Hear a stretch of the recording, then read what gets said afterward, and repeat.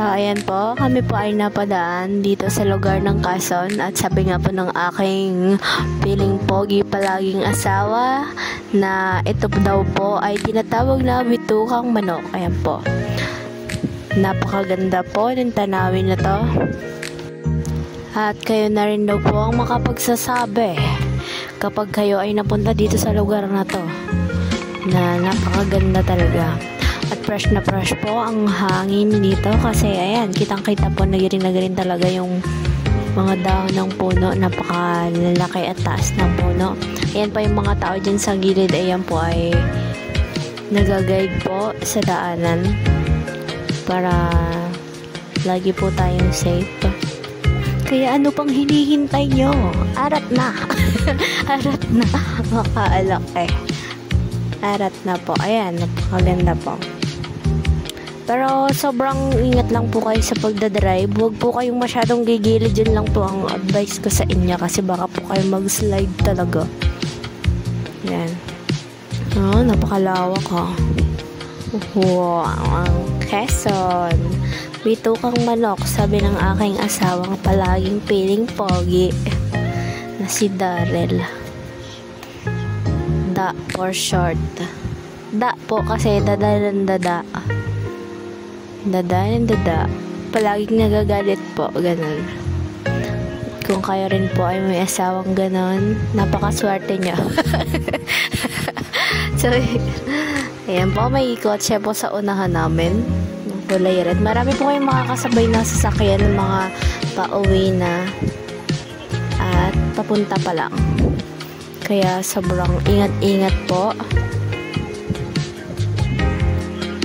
Kailangan po ang preno nyo ay makapit po kasi pababa po talaga siya. Yan. Wow. Amazing talaga.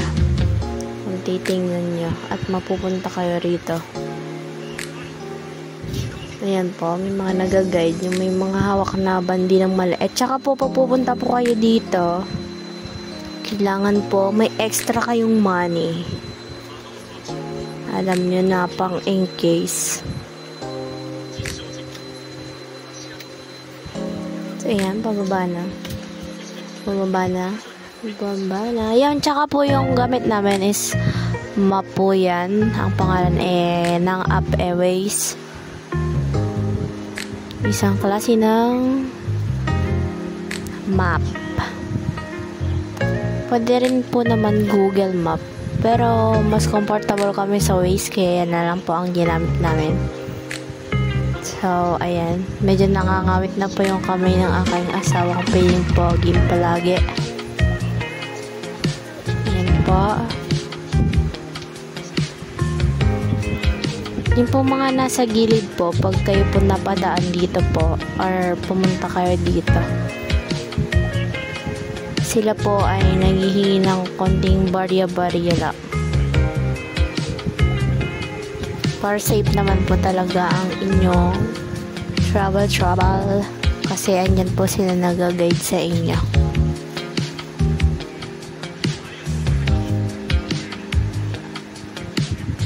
Napaka-fresh air.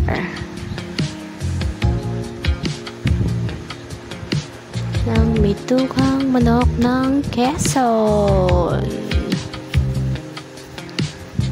Yan po, medyo umulan po yan kaya medyo basa-basa pa yung daanan namin.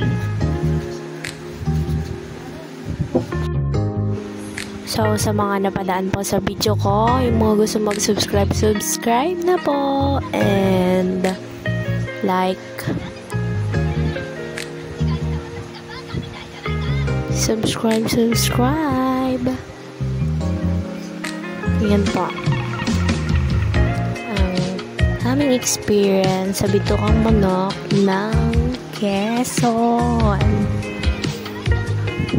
Yan po yung mga nagtitinda-tinda sa gilid na pwede nyong ipasalubong sa mga kaibigan nyo, sa family nyo kapag uwi nyo.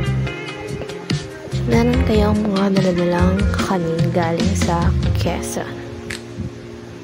Yan, marami pong mga tourist dyan.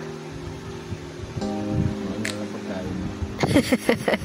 Medyo nga lang kailangan